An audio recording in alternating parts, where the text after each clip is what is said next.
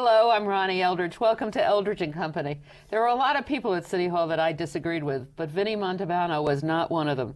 He's an active and thoughtful Democrat who champions working people and their interests, and I've always enjoyed our conversations, so I'm particularly glad that you're here today. Thank you for Welcome. having me. Thank you. So what do you do at City Hall? Well, I'm a lobbyist, and I'm not ashamed to say that. I'm a registered lobbyist, but I have a very interesting clientele. My clientele are mainly not-for-profits, they're labor unions. There's two industrial corporations. I make that distinction because those are corporations that kind of employ blue-collar labor. Both of the ones I represent have unionized labor, so it's not the real estate industry, it's not the banks, it's not the utilities, no offense, but it's just the folks that I represent. And I have described myself as being very happy with this portfolio because my clients are involved in major public policy areas. And so I get the opportunity every day to strategize about what is good public policy. Yes, on behalf of my clients, but also on behalf of citizens. It's such an important thing, and lobbyists have come under such a bad cloud these days because of what's happened in Washington, and where people who worked on staffs then left and went into the business, and they really carried contract. I mean, the terminology was they carried contracts, right? Personal things, for companies or corporations or stuff. When I was in the city council, lobbyists, most lobbyists, are important. I mean, especially somebody like you, who is representing a public policy issue. I'm not talking about people necessarily who are representing, not a person. How do you special describe interest, it? so to speak. They're all special interests, right? Because the people who are legislators can't possibly know everything, and they rely on lobbyists a lot to learn. I think you're absolutely right, and I don't think there's anything wrong with that. Look, in the bottom line is that a lobbyist is an advocate. Now, you may not necessarily appreciate some of the things that lobbyists advocate for. I again feel very proud for what I advocate for. But you're absolutely right that a legislator can't know everything, doesn't know everything. Nothing wrong with that. They do need to be educated about specific issues and about how those issues impact different kinds of constituencies. And most of the issues that come before a legislator, if you lobby for it, there's usually somebody lobbying against you. That's very true. So that you're more able then to be informed as a legislator, to understand both sides and ask questions of each other's side when you learn something, right? And I think if it's pursued that way, that's how good public policy is made, absolutely. Yeah. How often is good public policy made? Well, probably not as often as we would like. I mean, I'm a lobbyist, but I double as somebody who's been involved in politics for a long time and was an American history major in college. So government and the way government performs is something that I am I'm very interested in, unfortunately we've entered a time, it's been a long time, maybe 30 years or more now, where politics is too much based on the special interests. Wanting to know what affects a constituency is fine, nothing wrong with that, but executing policy solely on that basis without knowing how it affects another constituency, objectively and historically, perceptually, how a policy should be drawn is also important. And I think that politics is too much of a game sometimes. Do you think that it's because we're older and we know more people now, or we're closer to it than it used to be? But I mean, there's so many factors, right? One is what a party stood for. I think absolutely things have changed, and I describe it generally when I talk to people as the difference between a career and a vocation. Having gone to Catholic school, vocation is a word I learned.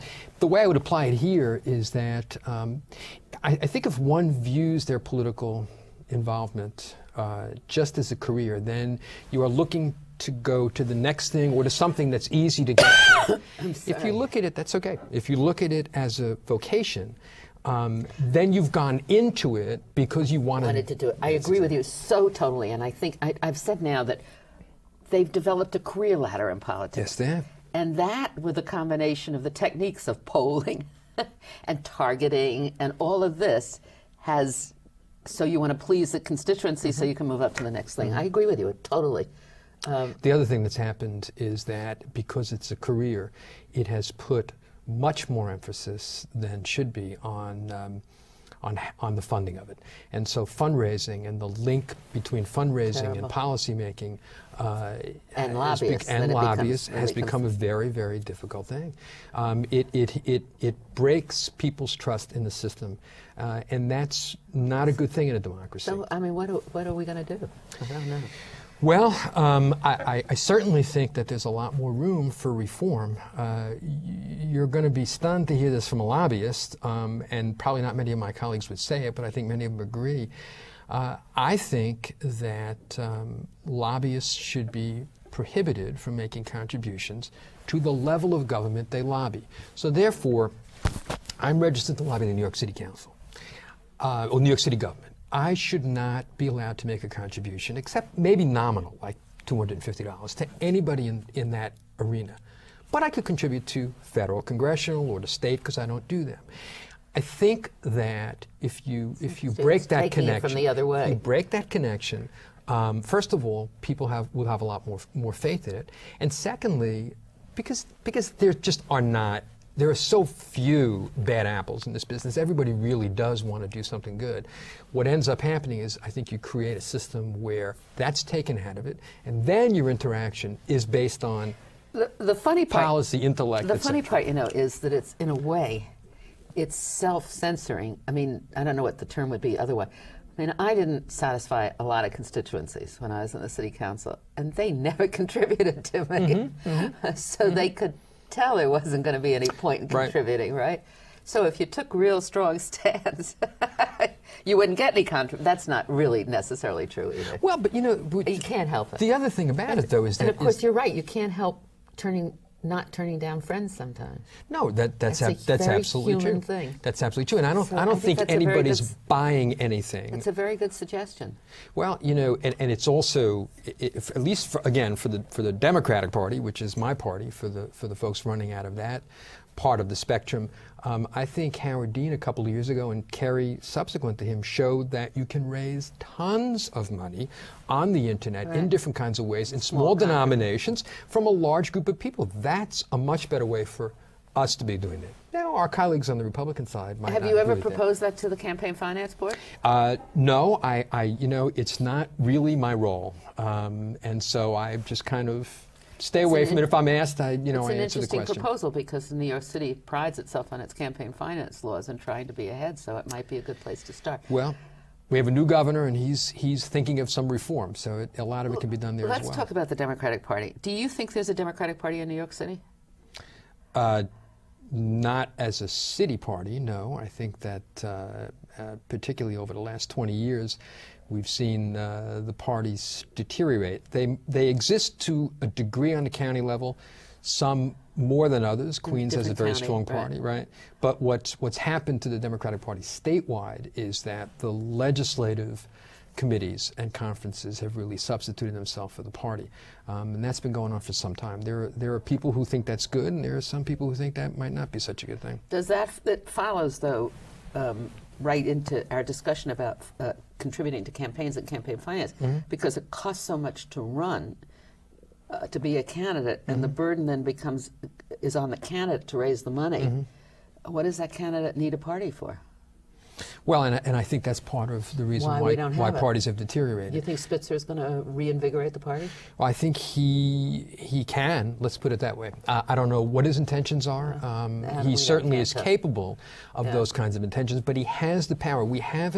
I don't think we've had, at least on the Democratic side, certainly, but maybe even totally for a while, a governor who's come into office with that much goodwill and power since Mario Cuomo. And Mario did some things and didn't do other things. But Mario Cuomo really did not. No, he did not build the party. He did not build the party. But that's been the story of politics for such a long time. It's really been kind of a cult of personality. It's interesting because Rockefeller really built the liberal Republican Party. Yes, but that was a different time. And Lindsay, and there was a strong liberal Republican Party. Right. It began to turn, I guess, when Lindsay was denied the nomination for president. For re-election. Oh, for re-election, yes. In '69. Do you think the state party reflects the national party? In New York State, you're saying? No, not too closely, I don't think. I mean, certainly New York's Democratic Party is a progressive party, and I think the National Party under Howard Dean has now become a much more progressive party. But we don't have a party in New York State, really. Well, to the extent of what we just talked about. People in New York State are more progressive. Than the party, you're saying? Democratic voters. I don't think there's a party organization. I don't get the sense, except at election time when they just endorse other candidates, and it's all it's ingrown the party. Party structures have definitely atrophied. But in New York, I can only speak for New York over the years. To Democratic voters. You know, who are our delegates to the National Democratic Committee? Right. I can't name them if that's the truth. I can't name them either, but I know that they've stayed on from one defeat to another. Mm-hmm. What is that all?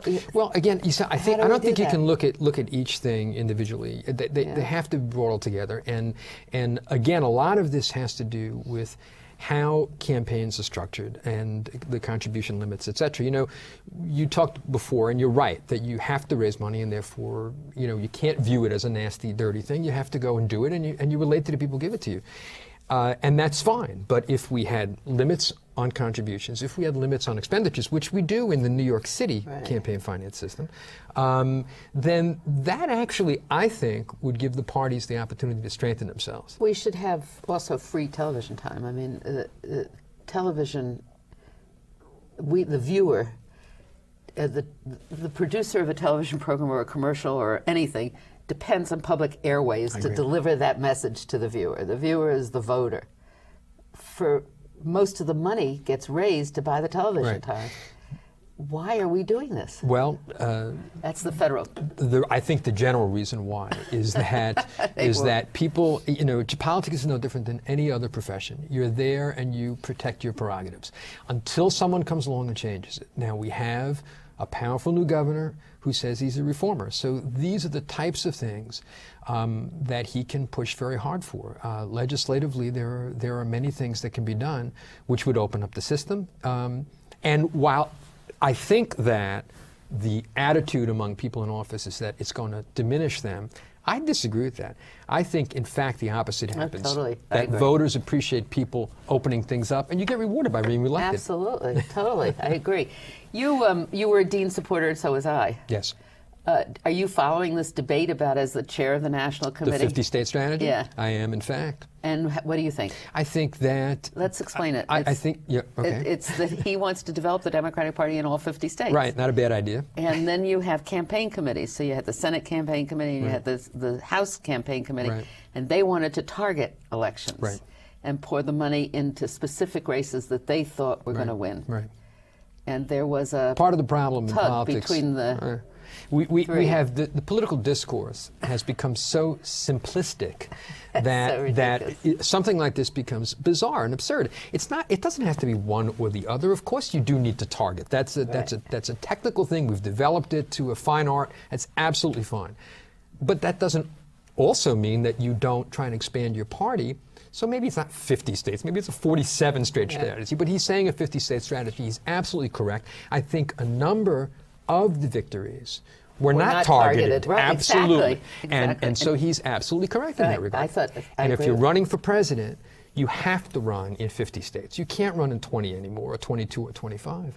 And so I think he's absolutely right about that. It's how it's done. It's not the theory of doing it. Right. You wrote an op-ed piece I did. When he was running, right? No, it was afterwards. It was last year. But it was a very interesting thing, and I think it's very appropriate now. It's saying when politicians say the issue is the economy, it's not the economy, it's economic security. Right, that's correct. I've been for a long time, and this, I guess, goes back to my childhood in many ways, and certainly the way I grew up in politics. pressing for the Democratic Party to go back to their populist roots. I'm not ashamed of that label. I know that label has historically all kinds of different connotations, but what it means is for the people, and if you're not for the people, then who are you for? The Republican, I say in the piece, the Republican Party has the oligarchy all sewn up. They're fine. They do just fine. We can't be a little less Republican. We have to look at how economic issues affect the voters that we represent. And so that, I call it income security. And I think that if we get away from all the labels that are loaded labels and use more simple terms like income security, which is protecting Social Security and Medicare and prescription drug coverage, getting corporations to be involved again. Pension protection. Absolutely. Those are the kinds of things you can't lose. You cannot lose. That's what people are interested in. I mean, when they've divided it up so. There's well, first of all, I have great problems with their definition of the middle class. I agree. And so do a lot of economists. Right. It's crazy. The middle class is not earning $50,000 only. Right. It's going further and further up. And as you said, when the Republicans talk about the economy, they're talking about Wall Street and their what? They're talking about what they've defined as the ownership society paradigm. It's asset accumulation, it's capital management, et cetera, et cetera. I talk about the working person's paradigm, which is protecting your assets, having security in old age. Those are the kinds of things that are important to working people, and the Democratic Party has got to reconnect with that. And where they did in this election, they won. Jim Webb, the guy who was elected to the Senate, everybody, Virginia, and everybody was talking about him in terms of what George Allen, his opponent, had done with some of the racist comments. But on election night, Jim Webb knocked me out of my chair by referring to the Gilded Age. Now, I got to tell you something without insulting the Congress. I bet you there aren't more than 10 or 20 members of Congress who even know what the Gilded Age is or when it was. But he was talking about income inequality. This is what we have to talk about. Expanding and expanding all the time. Absolutely. And then we read about the bonuses on Wall Street. I just read an article on that. They may have it in this pile somewhere. It's like $10 and $20 million bonuses. It's causing, I think, a crisis for the city. Yes. Because the city tends to be that urban center with the range of incomes and different kinds of people. Well, and also, and everybody acknowledges this. It's funny because it's acknowledged, but then it's not dealt with, is that the city's economic structure is based more and more on what they get out of Wall Street. Problem with that is when Wall Street's in good shape, we're in good shape. When Wall Street disappears or has a big problem, we have a big problem.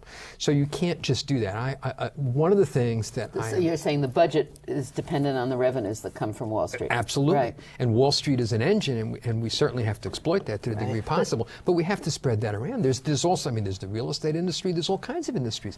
We have gone through a period of time where we legitimately were afraid that if we tax too much or we press the commercial sector for their involvement in our own civic fabric, that they would leave, go to another state. That's always a concern to worry about. But on the other hand, you cannot have the commercial sector separate from the rest of society. They have to be connected to it, which means they have to do their fair share, and in some ways that may mean taxes and may mean other kinds of things. And then it reflects it in everything else, in the prices.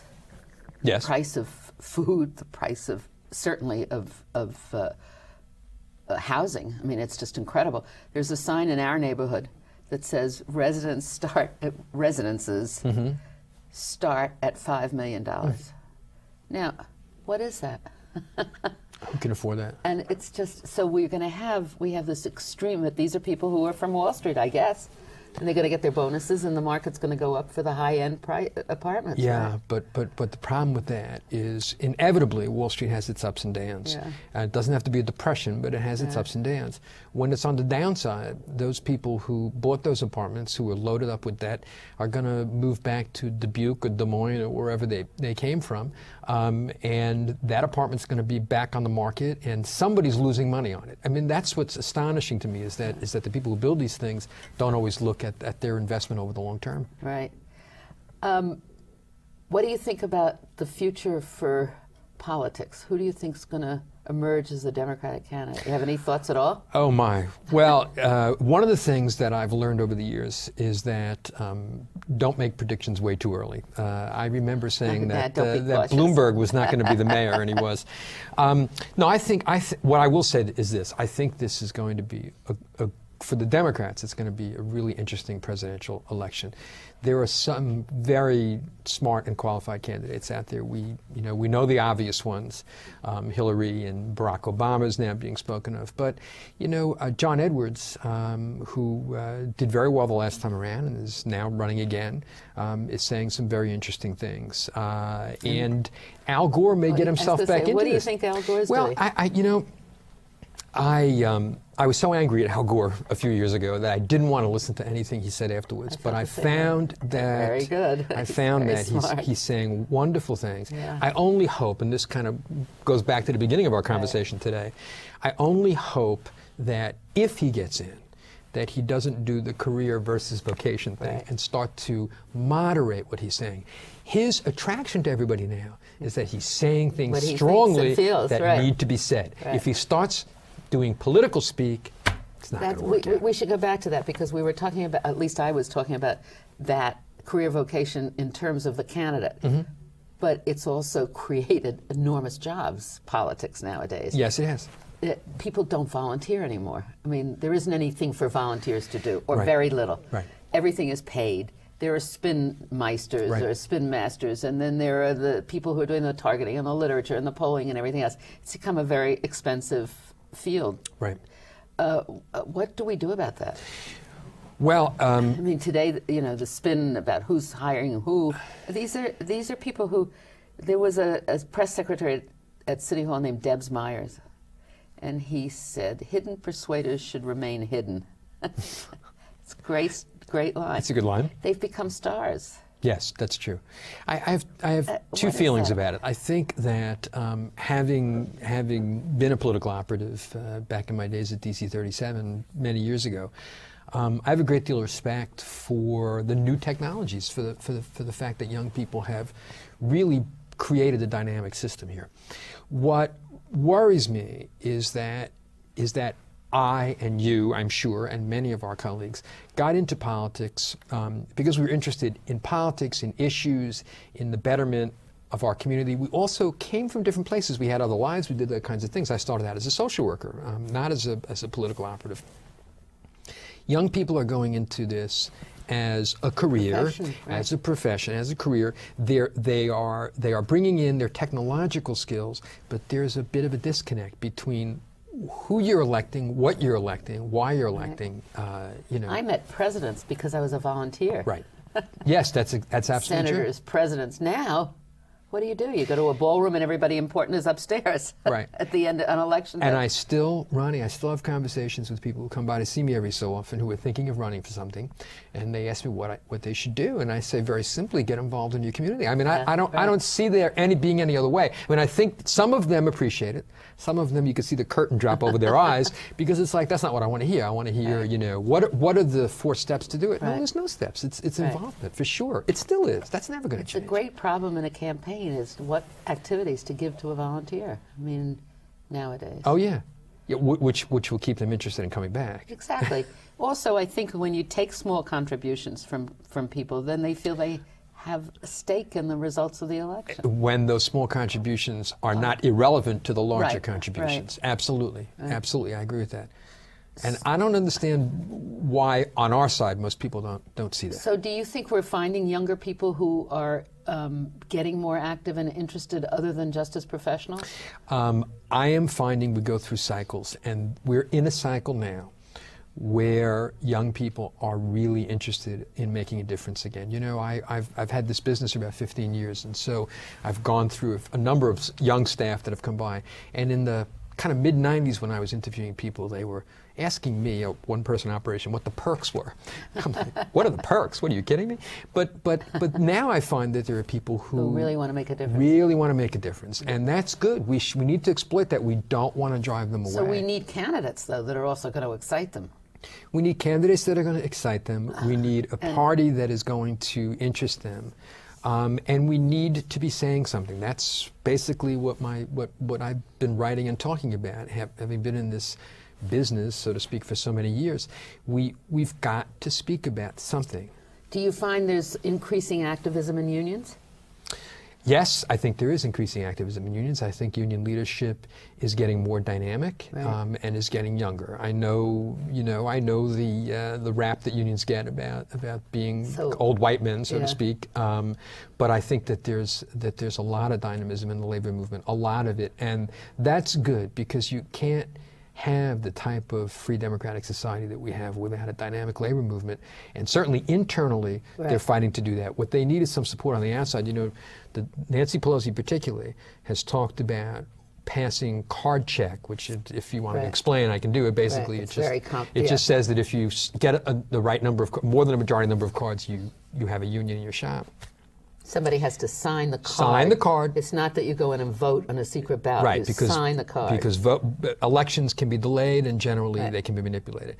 But that's very important. That's very important for the Democratic Party to do. That's a big, that over the last couple of years, that's emerged as a major labor issue. Major labor issue. The labor unions are pushing it, but it's in the interest of the progressives and the Democratic Party. But that will bring a lot of opposition. Yeah, now, I mean, I'm not sure how far it gets because the president's still got to sign it, but nonetheless, they need to be pushing issues out there, even if they don't become law. It's almost like a recorded tape for the voting machines. Yes. Leave a record. Yes, well, that's a whole other thing, which is astonishing to me that we can actually have machines that don't have a record to them. It seems to me that we have to have the external happenings in the world become so bad that people get finally moved to do something. Unfortunately, do you think that's true? Well, I think it unfortunately is true. Yeah. It's bothersome. I would not like to admit that it's true. Yeah. But I think that's probably generally the case. So let's hope that everybody gets involved because things are really pretty bad. Right, and hope everybody gets involved so that they don't get worse. That's right. Well, thank you, Vinny, Thank very you for much. having me. And I hope that the Democratic Party listens to you. I hope so too. That'd be Okay. fun. Thank you.